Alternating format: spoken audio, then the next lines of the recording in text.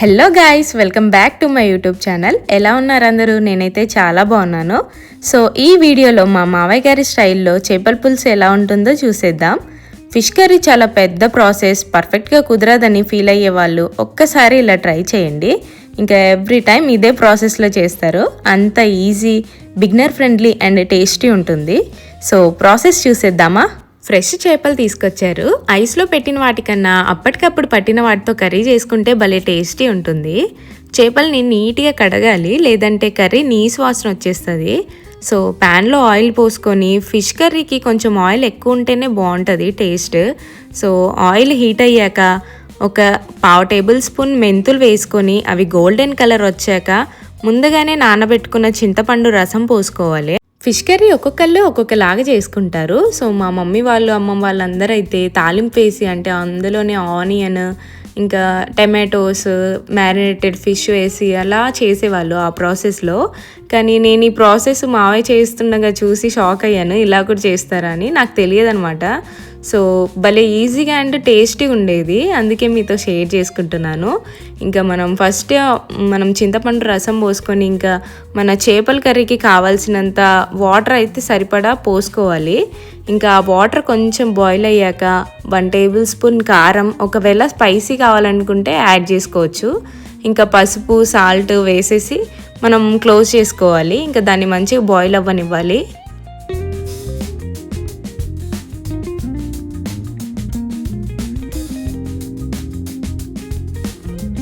So ఆ water అన్నీ బాగా ఇలా ఉడుకుతూ ఉన్నప్పుడు మంచిగా అందులోనే మనం ముందుగానే కట్ చేసి పెట్టుకున్న ఫిష్ ముక్కలను అయితే ఒక్కొక్కటిగా యాడ్ చేసుకోవాలి.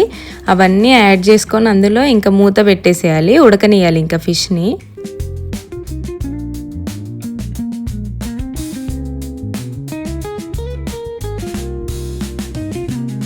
చింతపులుసు వాటర్ ఇంకా ఫుల్గా ఉంది కదా ఆ ప్యాన్ నిండా, అదంతా ఆఫ్ అయ్యేదాకా ఉడికించుకోవాలి. బాగా ఉడకాలన్నమాట. సో అప్పుడే ఫిష్ కర్రీ టేస్టీగా ఉంటుంది.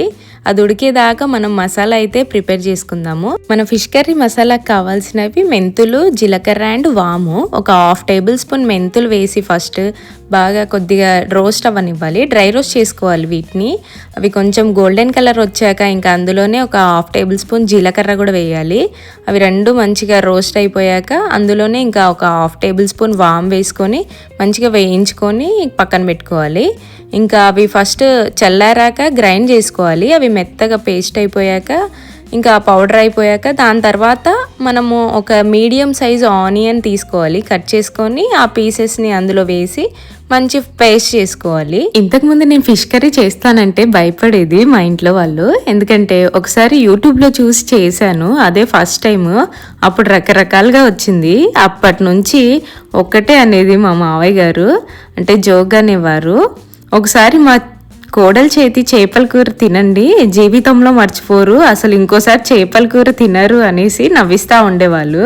ఇంకా ఎలాగైనా ఫిష్ కర్రీ మంచిగా చేయాలని ఆయన చేస్తున్నప్పుడు చూసి నేర్చుకున్నాను. చాలా సింపుల్గా ఉంటుంది, ఈజీగా అయిపోతుంది అండ్ టేస్ట్ కూడా మంచిగా వస్తుంది ఫస్ట్ టైం చేసిన. ఇంకా ఇక్కడ చూసారు కదా, మనము నిండా పోసుకున్నాం కదా పులుసు. సో సగం వరకు మంచిగా ఉడకాలి. ఉడికాక ఇంకా అందులో ఇప్పుడు మనము ఒక టేబుల్ స్పూన్ అల్లం వెల్లుల్లి పేస్ట్ యాడ్ చేసుకోవాలి. అల్లం వెల్లుల్లి పేస్ట్ వేసుకున్నాక ఇంకా తర్వాత మనం ముందే ప్రిపేర్ చేసి పెట్టుకున్నాం కదా ఆ మసాలా పేస్ట్ అనేది ఇలా ఉంటుంది. సో ఇది కూడా మనం యాడ్ చేసుకోవాలి. మొత్తం ఒకే దగ్గర వేయకుండా అక్కడక్కడ కొద్దిగా వేస్తే మంచిగా అన్ని పీసెస్కి మంచిగా కలిసిపోతాయి అన్నమాట. ఇంకా కర్రీ కూడా మంచిగా ఉంటుంది. సో అది కొద్దిసేపు కుక్ అవ్వనివ్వాలి. అది ఉడికేదాకా మనము వాము, వెల్లుల్లి పేస్ట్ ప్రిపేర్ చేసుకుందాము. ఇది కర్రీ లాస్ట్లో వేసుకుంటే ఈ పేస్ట్ కర్రీ టేస్ట్ చాలా బాగుంటుంది. ఏం లేదు, 1/2 టేబుల్ స్పూన్ వాము వేసి డ్రై రోస్ట్ చేసుకొని ఇంకా వామును వెల్లుల్లి పేస్ట్ చేసుకొని పెట్టుకోవాలి.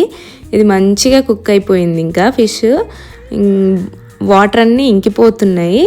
ఇంకా లాస్ట్లో మనము ఒక టేబుల్ స్పూన్ అది హోల్ గరం మసాలా పౌడర్, ఆ పౌడర్ని యాడ్ చేసుకొని ఇంకా కొద్దిసేపటికి మనము ఇందాక ప్రిపేర్ చేసుకున్నాం కదా వాము వెల్లుల్లి పేస్ట్, అది కూడా అక్కడక్కడ స్ప్రింకిల్ చేసుకోవాలి. అలా వేసుకొని మనం గరిటెతో కలుపుకూడదు ఫిష్ కర్రీని, ముక్కలన్నీ విరిగిపోతాయి. సో అలా స్టిర్ చేసుకోవాలన్నమాట, అటు ఇటు పట్టుకొని. ఇంకా లాస్ట్లో మనము కొత్తిమీర స్ప్రింకిల్ చేసుకుంటే మన టేస్టీ ఫిష్ కర్రీ అయితే రెడీ అయిపోతుంది. ఇక్కడ చూడండి కూర కన్సిస్టెన్సీ అంటే గ్రేవీ ఎంత బాగా వచ్చిందో, మరీ థిక్గా కాకుండా మరీ వాటరీగా కాకుండా మంచిగా ఉంది. సో జొన్న రొట్టెలు, చపాతీస్ ఆర్ అన్నం ఇలా ఏ కాంబినేషన్తో అయినా చాలా బాగుంటుంది. అండ్ ఒక్కసారి ఈ ప్రాసెస్లో ట్రై చేయండి, చాలా ఈజీగా అయిపోతుంది, సింపుల్గా ఉంటుంది, ఇంకా బిగినర్స్ కూడా మంచిగా చేసుకోవచ్చు. సో ఈ వీడియో మీకు నచ్చితే వీడియోని లైక్ చేయండి అండ్ నా ఛానల్ని సపోర్ట్ చేయండి అండ్ నా ఛానల్ని సబ్స్క్రైబ్ చేసుకోవడం మర్చిపోకండి. Thank you for watching. Love you all.